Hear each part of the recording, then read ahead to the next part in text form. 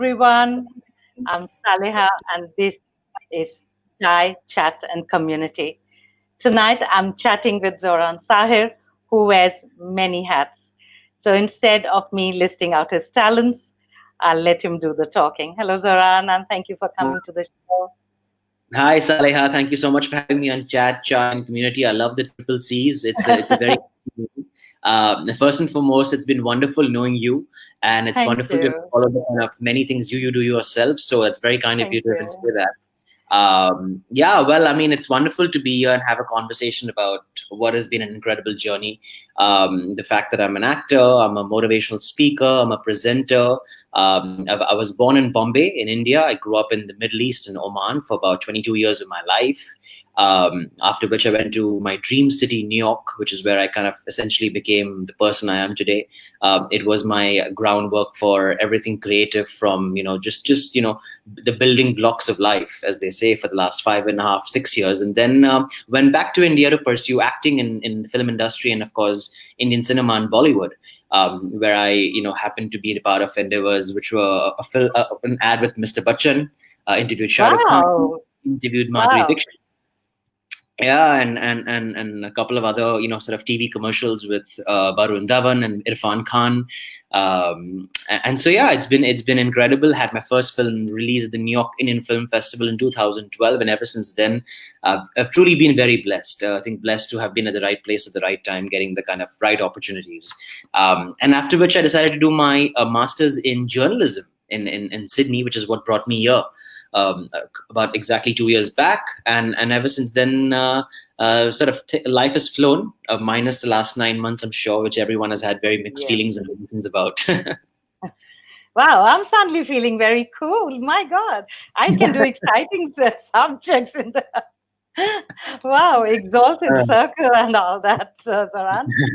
Not at all. Very Um, kind. so, actor, so you are a performing artist. Yeah. So, what exactly do you do? So, Well, so I've featured in a couple of short films in Sydney, and prior to that, I obviously had my first short film screen at the New York Indian Film Festival. I had my training in acting at the Lee Strasberg School of Acting, which is the number one school of acting in the world.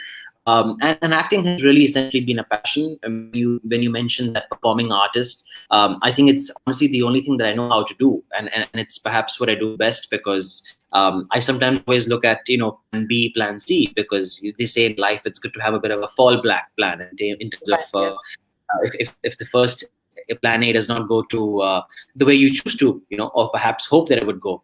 But this is the way I do things, and this is what I love. It's my passion. Acting has been my passion for quite some time, for as long as I can remember. So I've been a part of some very creative, exciting projects. As I obviously was a part of a web series called Atara Sky for education and kids in Mumbai. Did an ad for the National Blind Association of India. Of course, did a short film in New York, and then one last year in Sydney. And yeah, ever since then, it's just been a lot of creative work. And I do a lot of the sort of motivational speaking, thanks to platforms like Instagram and Facebook. And even now, it's just wonderful to have wonderful conversations with people like you. Wow, thank you. I am so impressed. I am. Um, Iftikhar Hassan says hi. So Zoran, Hi. someone else. We are having some internet problems today. So if we get cut off, apologies, guys, whoever's watching. We'll log in as soon as possible. The joys of technology. Right? I know. It's quite crazy. Yes. Okay, so you talked about Instagram, and you That's right. are an Instagram influencer, and you're a motivational speaker. How Yeah. did you get there, and what exactly do you do on Instagram? Well, so I must first say that Instagram has essentially had so many different ways of looking at lives and perspectives at what people do, and many times what one may perceive the idea of an influencer, what you think is an influencer, is very different from what someone is. Because and a quote I recently read somewhere which made a lot of sense to me, that make sure your life is just as beautiful as you make it look like on Instagram. And that's been the essence of what I do essentially, Saleha. I don't try and put any sort of false pretense. A lot of my stories depict reality. It depicts a sense of who I am as a person. Essentially, it's a archival of everything that I do in my life and every day, whether it's what kind of coffee I'm drinking, to what meal I'm having, to how my eggs Benedict look for breakfast, and stuff like that. Then of course you have influencers, and of course you have some clients who want to get in touch with you. So of course you do a lot of those client endorsements and of course product endorsements. That happens, and if you're involved with a lot of creative work, then a lot of marketing nowadays happens on Instagram also, because Yes. essentially it is the number one platform for engagement and of promotions. So I truly believe that my journey began as a blogger. I have a blog called thelocaloutsider.com that I founded in 2015. I don't write a lot on blog anymore because unfortunately people have had little time in life now, because the patience level goes to read big paragraphs. Yes. A quick 2-minute Maggie noodle kind of a video or a conversation. So yeah, I think that's been kind of journey as far as the transformation of what I do is concerned. But ever since then, I think I essentially came to being an influencer when I was in Mumbai in around 2014, when I got associated with the Food Blogging Association of India, and I hosted their awards in 2015. And then I became a food blogger, and then by virtue of doing what I did, I also kind of got into travel and lifestyle. With the fact that I've lived in 4 different parts of the world, so I guess one thing led to the other, really. I'm going to show you some messages that have come for you. Oh, lovely. I don't know what's happening. It's not showing, but this today internet is absolutely short. There is one. You can read it. Yeah, I can read all Malik and Mac Prince. Good on you. Thank you, Mac. It's very kind of you. Oz's message just came. It just flashed for about 7 seconds. Really Yes. looking forward to your stories and experience in the industry. Thank you so much, Oz. That's very kind, man. Wonderful getting to know you, and thanks for joining in. Hi, Zoran, lovely hearing your stories. You made a big move in New York and Sydney. How has your journey been as an international student in Australia? Chris, wow. I didn't know this question will come my way, but let's get it out of the way. Now that it's come. Make it as chat and community style. Let's have this conversation about you being an international student. There are more messages coming in, so yes.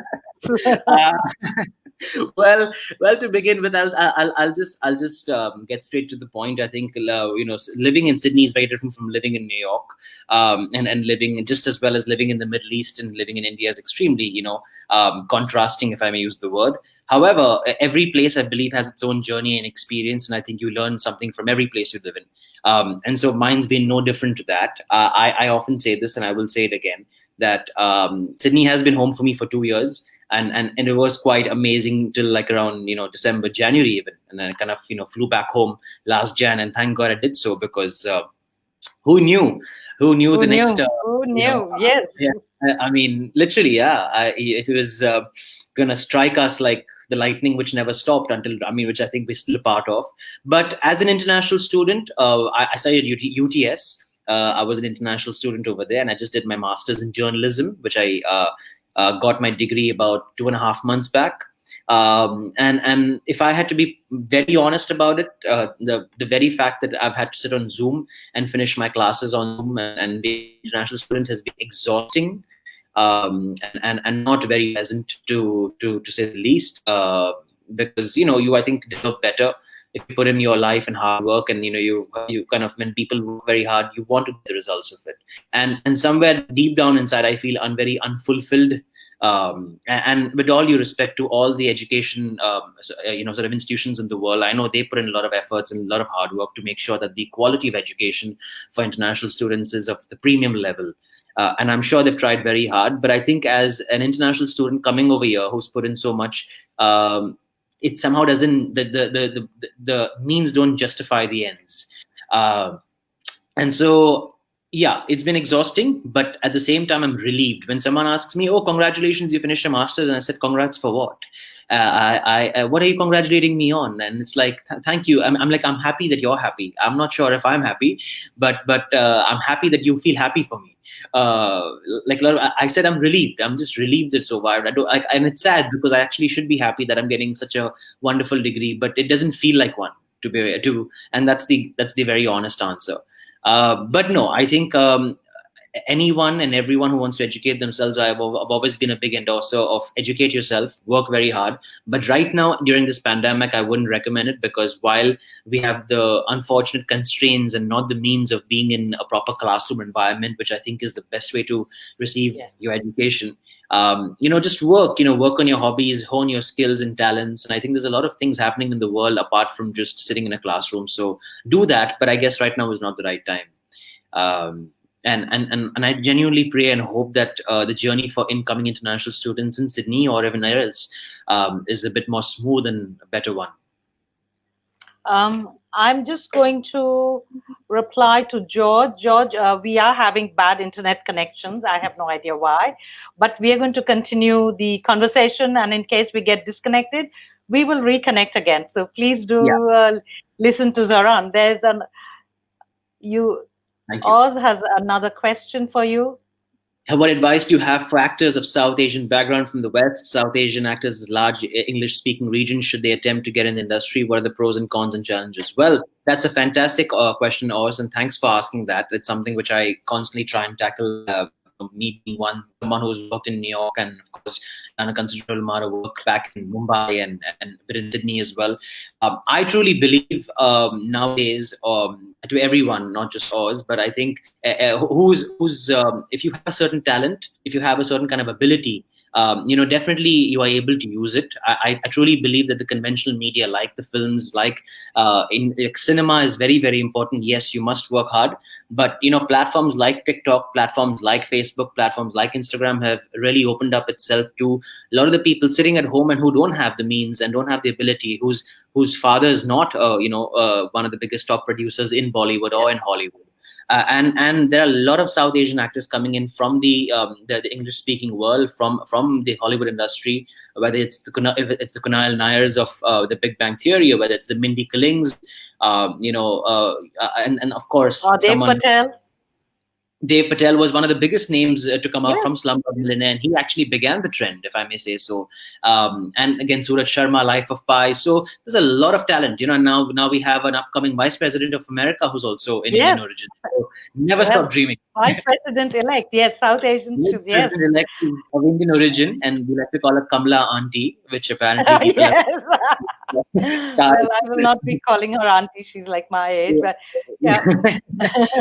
No, to be very honest, I think a lot of people have actually, kind of emerged as independent filmmakers and independent actors. And South Asian actors have got a lot of opportunity currently, where I know for a fact, having interacted with filmmakers like Meera Nair, like Deepa Mehta. These are some of the most incredible, hardworking filmmakers, and they're constantly looking for actors. But I will just say to get yourself out there, because not everyone has privilege to be in a position where they can have their fathers launch you, or have godfathers in industry. Use platforms that are available to you on mobile phones, because nowadays what you say on apps, on camera, on television, on your phone essentially is your resume, and make that your portfolio, because what you put out there is what people are watching. A search engine, a platform like Instagram has close to 3.2 billion eyeballs tuning in every day. And if you can only imagine, that's 5 times more than the regular cinema watching a film. Yes, so absolutely. So if you have talent, don't let it waste it, because you never know who's watching you. You never know who's getting impressed by what you do.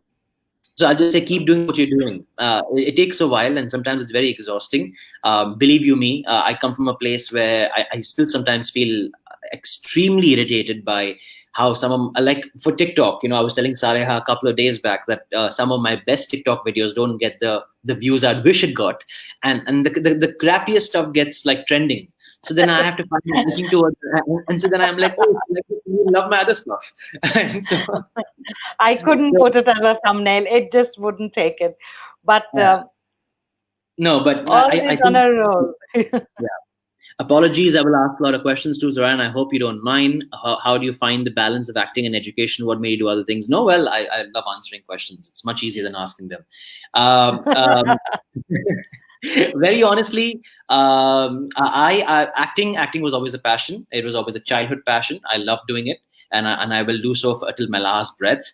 And education is a very vital tool for life. Education is what you need in every single thing you do. Acting is what, if I can put it in one sentence, acting is what defines you. Education is what makes you. Absolutely. So, Yes.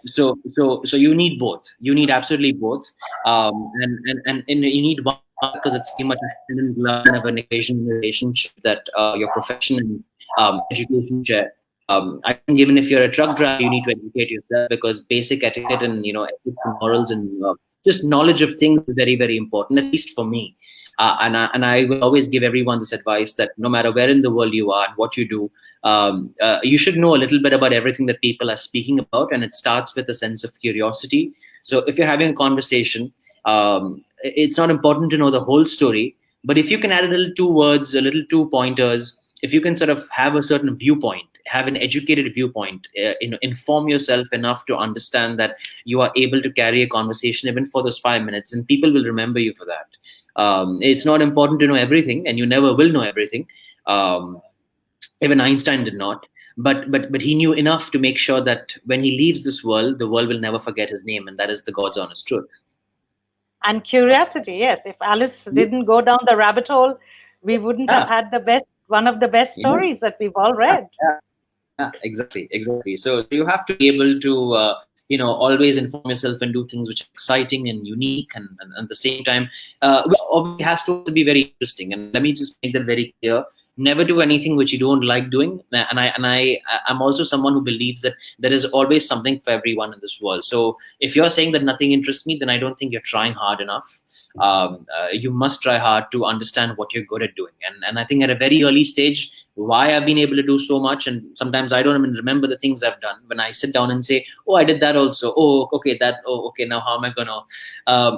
But really, for me, I don't think of it like, "Yaar, kitna kaam ho raha hai." It's yes, that's true, but the excitement of doing it is the excitement takes over the action of the work, right? So when you're so involved in something which makes you happy, you won't think of it like work. For me, at least, I speak for myself over here. I don't look at things, like it's work. I look at it because I love doing that. Because if I wasn't doing it, I wouldn't be myself. I wouldn't be a satisfied human being. And we talk about the pandemic and everything else. I realize I can talk. Wow. And I didn't realize how much I can talk. I thought I could only write. But you come up with stuff that, yes.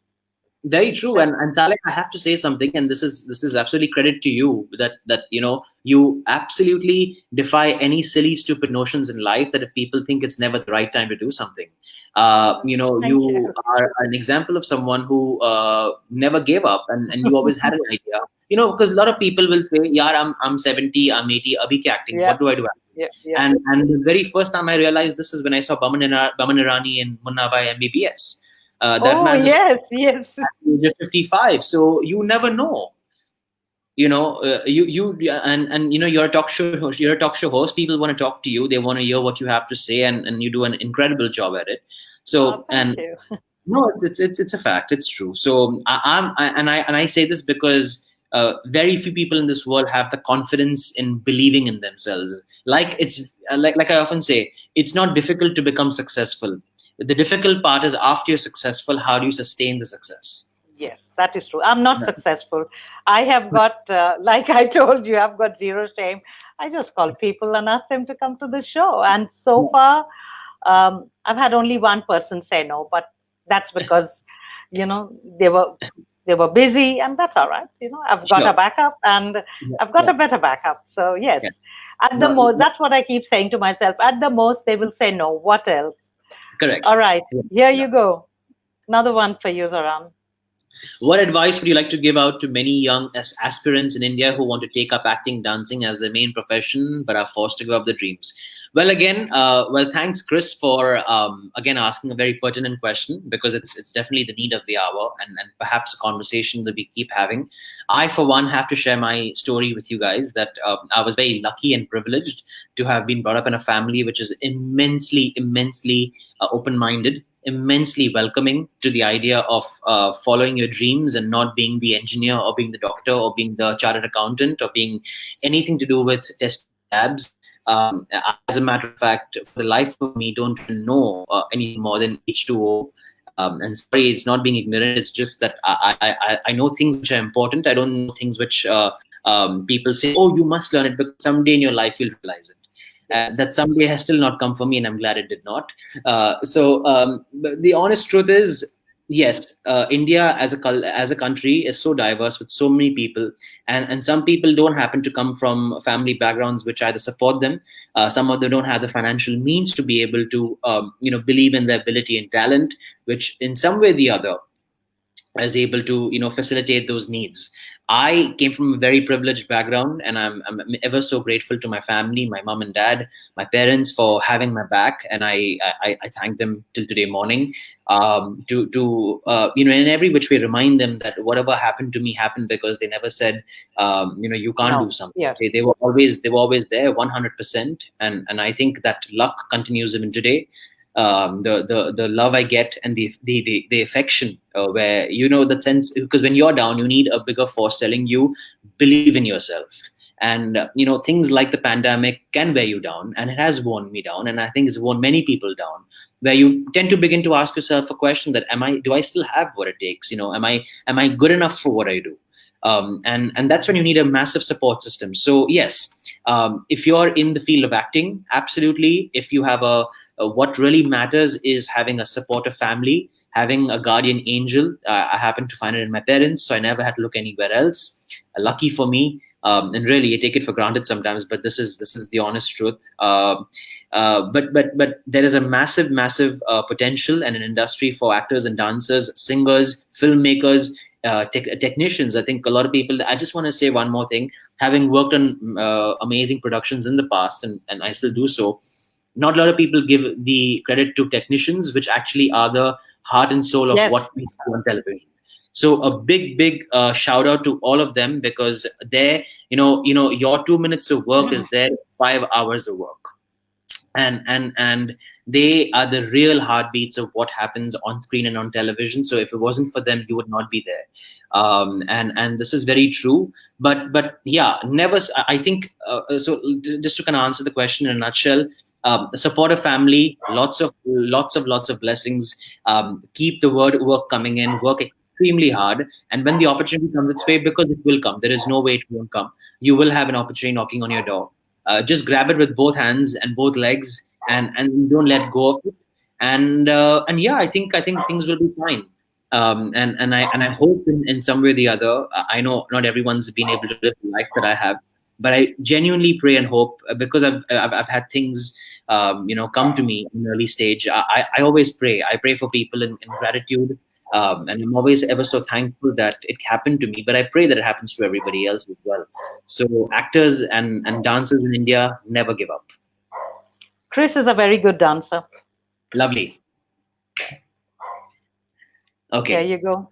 What was the day you fell in love with acting? Who are your favorite actors and films impacted you? Straight and simple answer. 2003. I was in Dubai at City Center, shopping center, and I saw a poster called Kal Ho Na Ho. And I was right in there, and I said, "Okay, theek hai, it must be a good movie." And I walked inside the cinema hall, and I fell in love with three things that day in my life. I fell in love with Shah Rukh Khan, I fell in love with New York City, and I fell in love with the profession of acting. And those 3 days, I made one thing very clear.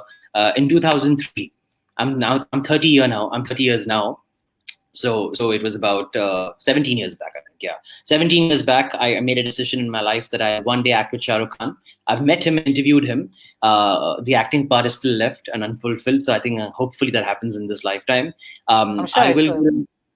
Thank you. I will go to New York City, which happened, and again, very touched that it was possible. I studied in New York, and I lived there in that incredible city for 5.5 years, and I became an actor. And I think those three things have been the constant three things in my life.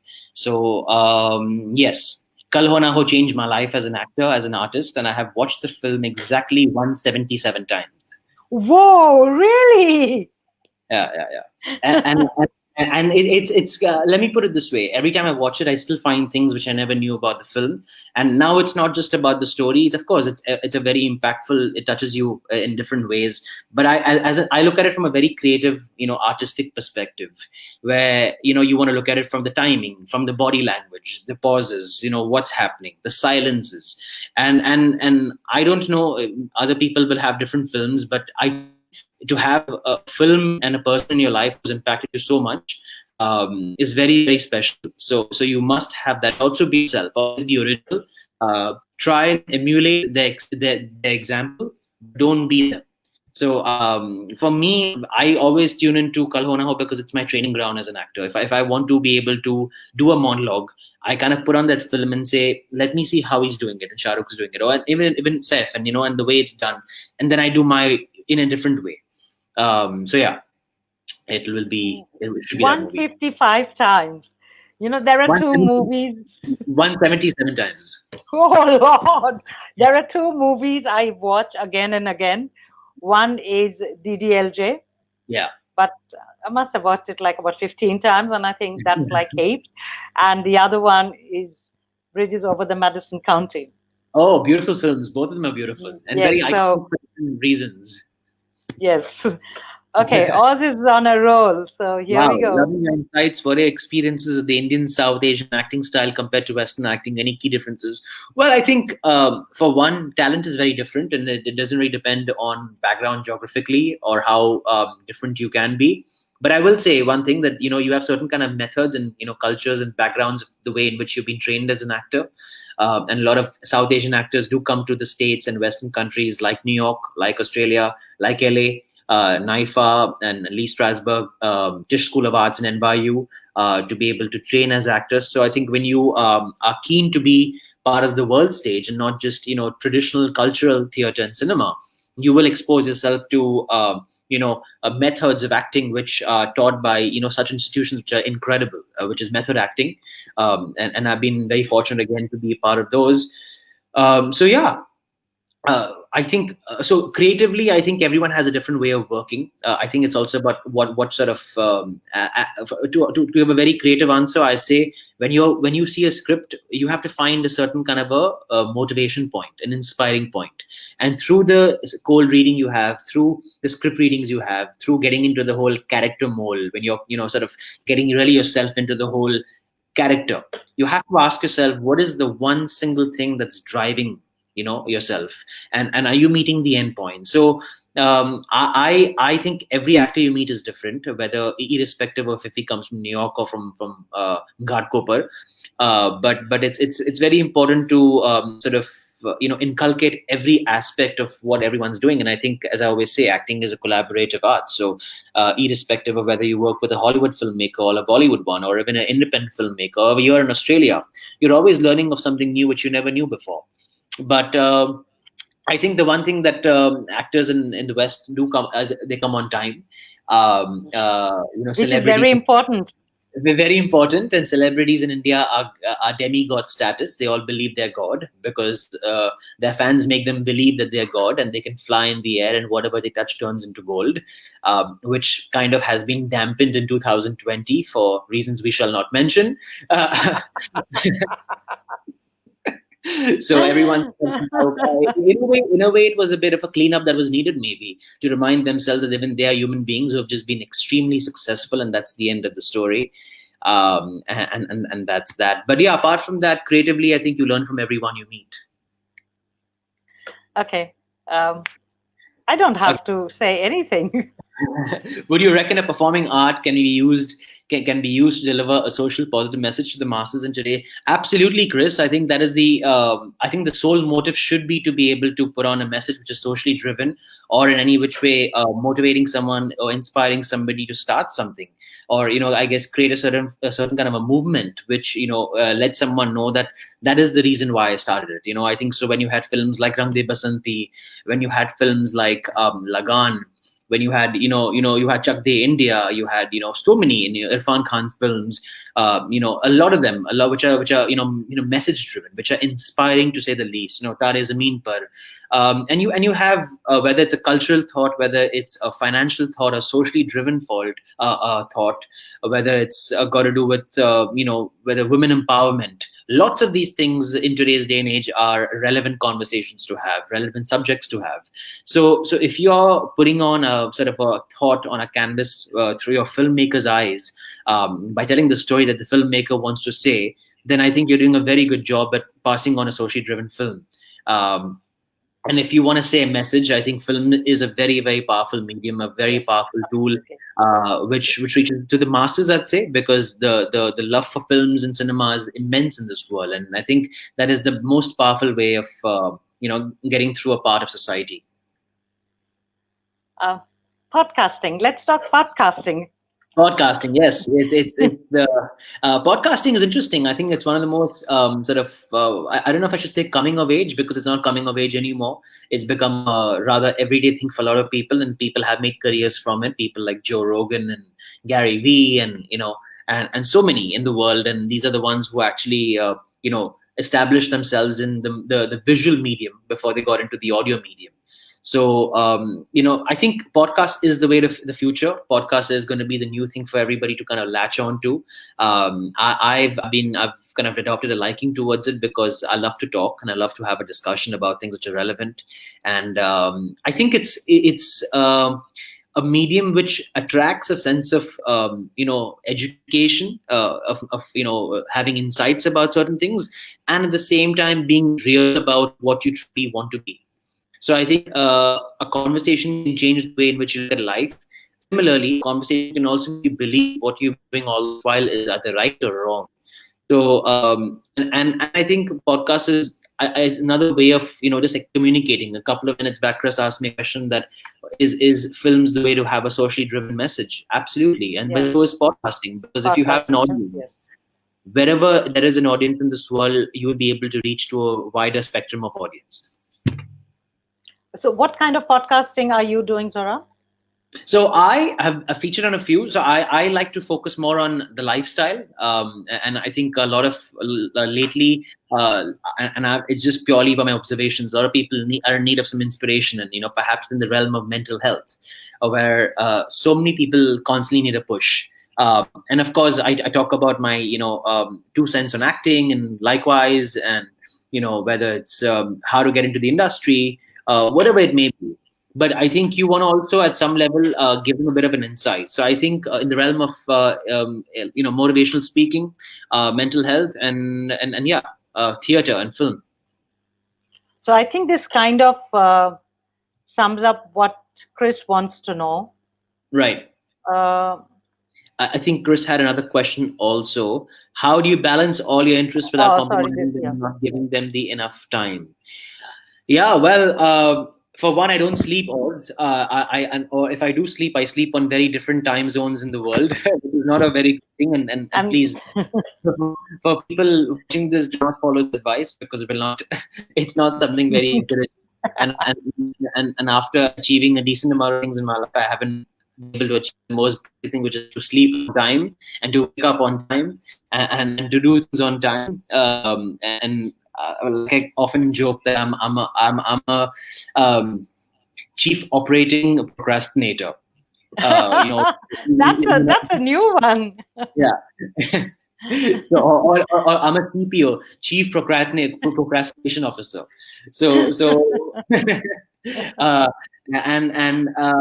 but yeah, I think creative people sometimes find it very difficult to follow time zones and manage time. But The honest truth is, look, I think, you have 24 hours in a day, 365 days in the year, and about 30 to 31 days in a month, and an ample amount of time to do everything, including breathing and sleeping and eating. Although your priority should be to be able to make a change and a difference in the world, through the work you do. So if really that's the intention behind your mind, if you are, sort of tuning your psyche to say, I want to be able to be remembered and bring a change in the world I live in, you'll do anything you do and everything you do to the Absolutely. best of your ability with all your heart and soul. And sometimes if it means compromising on just 4 or 5 hours of sleep, then I think so be it. But that's the way to not compromise on the work you love, which I think is the most important thing in life. But that being said, please sleep, everybody. Please eat well and sleep Yes, well. minimum 8 hours. Yes, minimum 8 hours, Uh, and yeah, and that applies to me also. Would no, you sorry. okay? I think this is what I think you kind of answered Chris's questions. You What know, three things you keep in mind while creating a podcast? Yeah, well, to talk about the technicality of it and keep it straight and simple, Chris. What is engaging as far as your audience?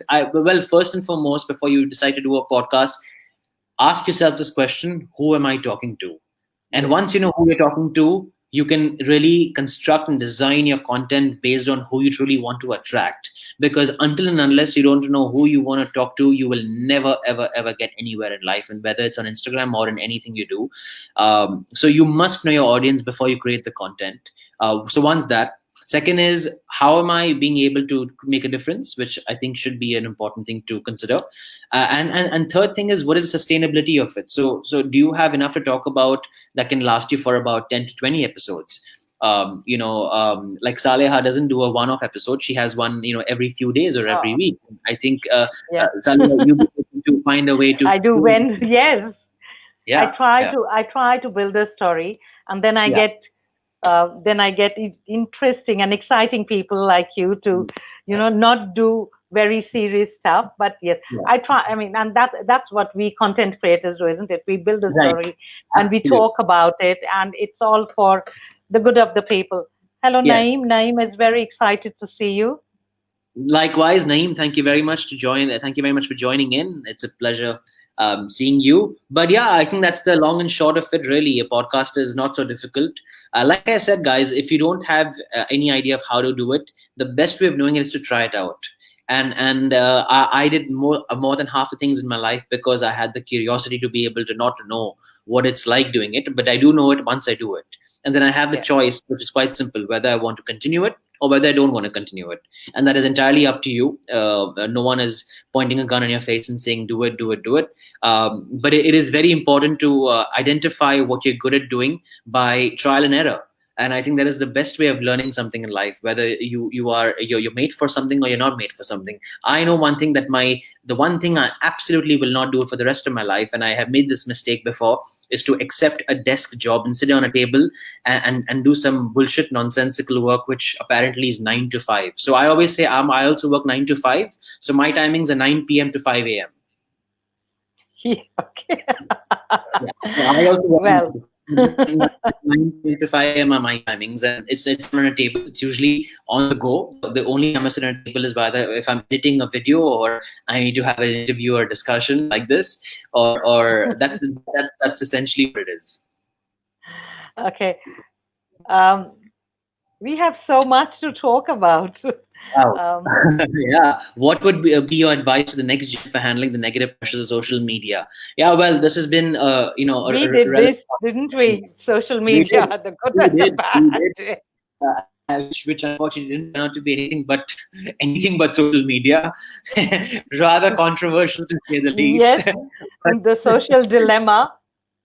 Absolutely, absolutely. But no, I think social media is like, how do I say it? You have to know your limits and boundaries as to what to take off Absolutely. it and what not to take seriously, because there are some really nasty things that people have to say over there. Oh, People yes, have a yes.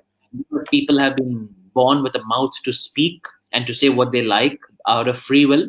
They will do so, and it's their job to say so. However, I will say it is not your job to believe everything that is being said to you, because it is purely opinion, not a fact. when you are clear about this in your head, then whatever anyone says can be blessed as much as they want, because that's not the reality or the truth. And I have multiple DMs with things I wouldn't mention on the show, about what I am, who I am. If I have some attitude in life, I've achieved everything, and I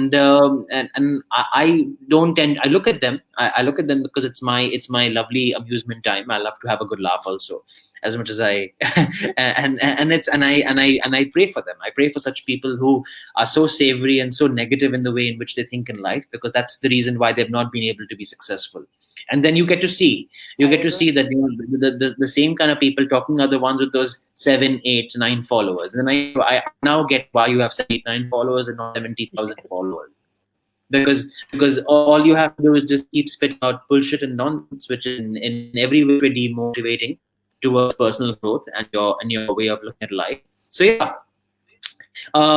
try and have a balance of putting out the best possible content on social media, but don't make yourself available to all the negativity that is out there. And trust me, believe me, there is a lot of people who have a lot of things to say. It is exhausting, it is irritating, and it is upsetting. And I'm sure Saleha will agree with me, because I'm sure she's been through it too. That, yes, I have. Yes. And it's a sad situation that we've come to a moment in humanity and society, as a matter of fact, where there are very few people in this world who wish best for you, who wish well for you, who don't have things to say in the best interest of you. And it's a good thing you are aware of that, because then those are the kind of people you don't have to worry about. Be there for the work, enjoy it, do fun stuff. But anything that is in any which way tampering or sort of damaging your creativity, damaging your headspace, stay away from it, block them. Actually, you can report them now on Instagram too, and Instagram takes it very seriously, because Instagram, Facebook, and Twitter are extremely non-tolerant towards bullying, anything that is damaging, like some very well-known people also in this world who like to keep tweeting 24/7. Yes. In all caps. Don't forget that. All caps. So I think Twitter has identified that he's that so-called person is a big plague to society and a total waste of time. But yeah, I think this world has all kinds of people. If you're going to believe everyone, you will be in the psychiatric ward. So Yes. you can't. You have to live your life and do what's right for you. So before we go to both our favorite subject, I'll ask one more thing about online working. What do you think are the pros and the cons of digital working? So I have to say, when it started off, when the pandemic happened, it was immensely productive, like it is today as well. I don't deny that. And it's wonderful to have these kinds of conversations, either through Zoom, through WhatsApp call, through the StreamYard, and it's wonderful. I'm sort of plugging them in. But yes, I realize that. You're welcome. In case you've missed anything, tell me, I'll Google it. No, but I think the idea and the concept of having a digital conversation is comforting, given the fact that we aren't able to physically meet and have social distancing. But I have to say, all this is wonderful and lovely, but eventually the human touch is incomparable. The human touch is something I absolutely miss. I miss hugging people dearly, because I love to hug people. I'm that kind of a human being, and I like to sit and have a conversation with someone.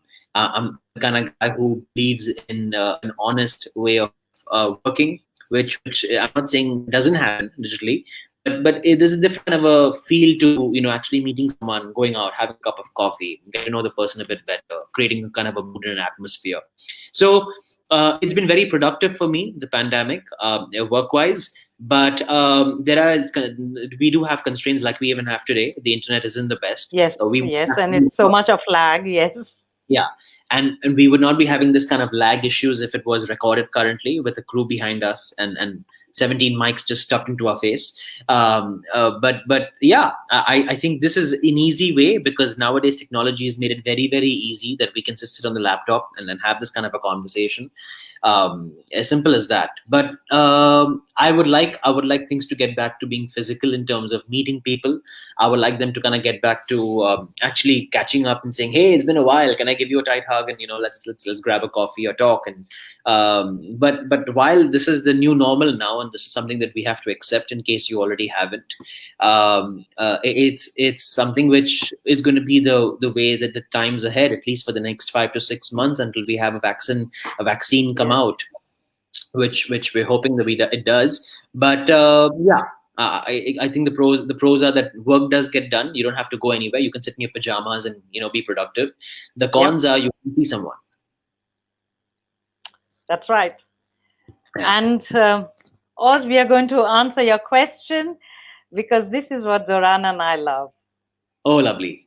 Can you tell us some more about your interest in cricket? Yes, absolutely, Oz. So to begin with, cricket's been, so I wanted to be three things when I was a child.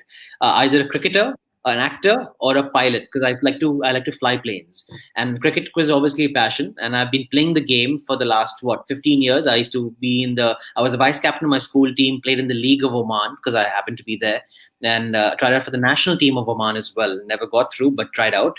And I went to a cricket coaching academy for about 6.5 years, and sort of had Sunil Gavaskar come and Sandeep Patil and some great cricketers. And been an avid fan of the game. Don't miss a single game in the IPL. And this week has been the first time I've slept at 12 o'clock in Australia, because the time difference of IPL is such that it starts at 1 and it ends at 5. And yes. I sleep at 5 because I don't miss a single ball from the toss to the match presentation. But yeah, I love cricket. I've been hosting a show on B4U called Bowled Over, and I do a judgment zone where you talk about analysis. There's different tactics: who's winning, who's losing, why they win.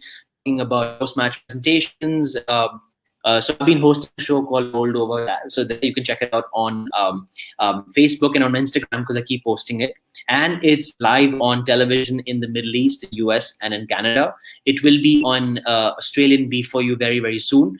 But until then, I've been putting up frequent episodes on my Instagram every week, in case you want to have a look at it and see my face for 5 minutes. But yeah, cricket's been a passion. I love the game with all my heart. I love the excitement that it brings about.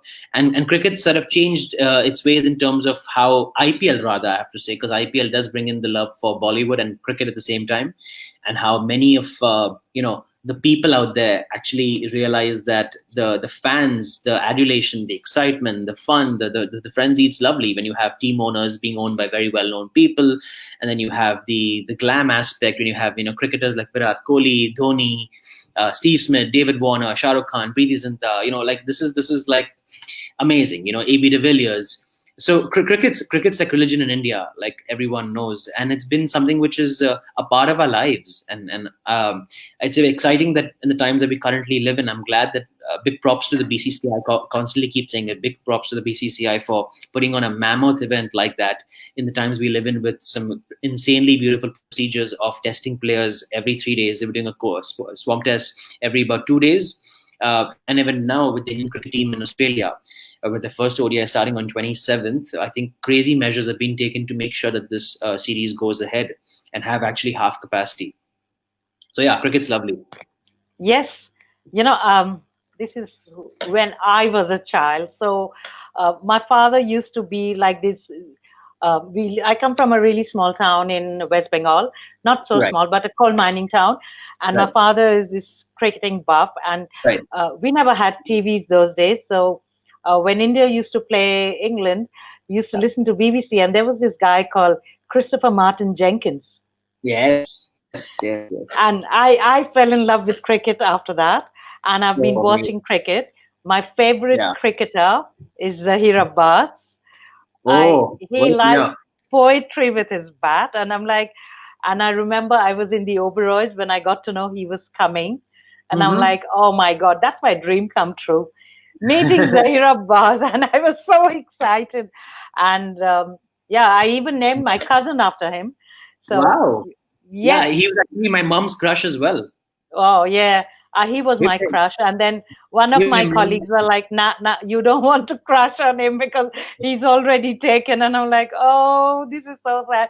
But yes, Imran Khan and him, yeah. And now it's Dhoni. Dhoni, yes.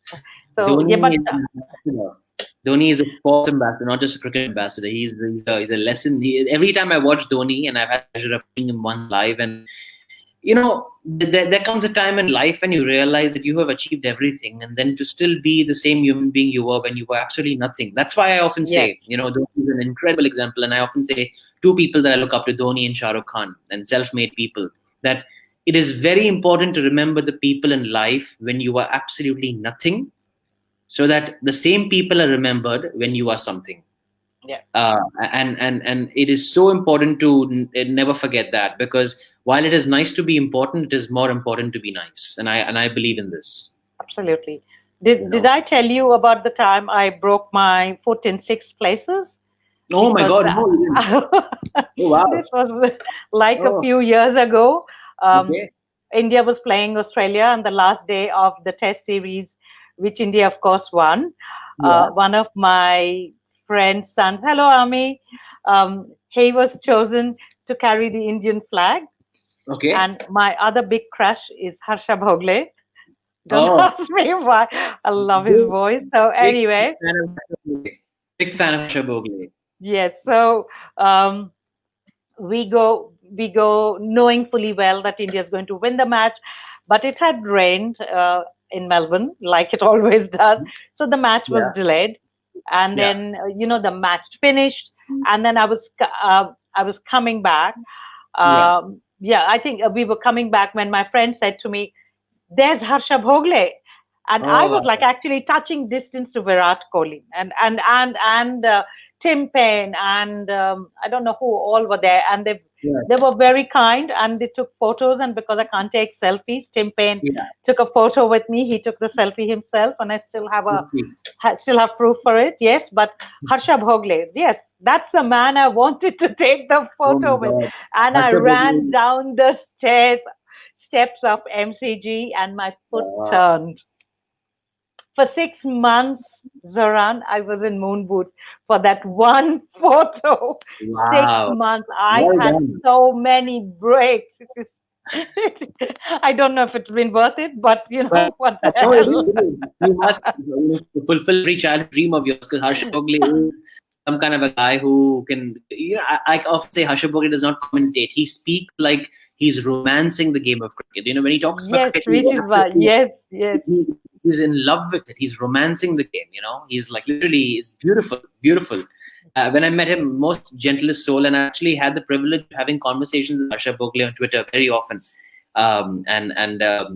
Very kind as always and gracious. And sometimes it's very difficult to, that's why I say, when we kind of have certain assumptions of what people who've made it in life may be, and you have to kind of separate the man Harsha Bhogle as against the commentator Harsha Bhogle. So yeah. But okay, questions don't stop. Wow. This will be the last one. So, are you looking forward to the cricket movie about the India? Yes, I am. I'm waiting for it. I'm excited to see Ranveer donning Kapil Dev, and I'm excited to see everybody else taking care of the rest of the team also. It's a final I never saw. Like nobody saw it because there was no television at that time, and it wasn't broadcasted or televised in '83. Yes.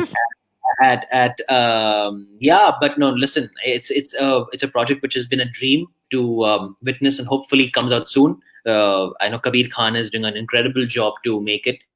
And I think Ranveer is already looking the part because he's put up pictures of what he looks like when he was Kapil Dev. So incredible. And we know Ranveer to walk into the character of the person through his past work. So I'm sure it'll be a masterpiece. So yeah, super excited for the film.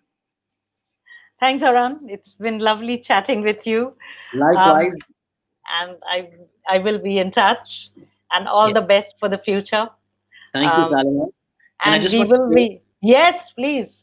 I just want to say, Saleha, first and foremost, thank you for having me on your show. It's always a pleasure talking to you. Thank you. Always lovely talking to you, and thank you for everyone who's just tuned in. But most importantly, guys, what I just want to say is that if there is ever an example of never giving up on your dreams, it is all about the host, the person interviewing me today. It's Saleha, because she never. Thank you. And it's a fact. It's a fact because here we are doing something which makes a lot of difference to you, and it brings a smile on your face. And so yeah, always follow this beautiful example. Thank you, Oz. Thank you for all the lovely things you guys are saying. Thank you. I will see you soon, and have a good night. There's no cricket, so I'm sure you can go to bed early. Today, yes. Today's early. Okay. Bye, Thanks a Zoran. lot. I'll be in touch. Okay, Take care. bye. See you. Bye. Bye.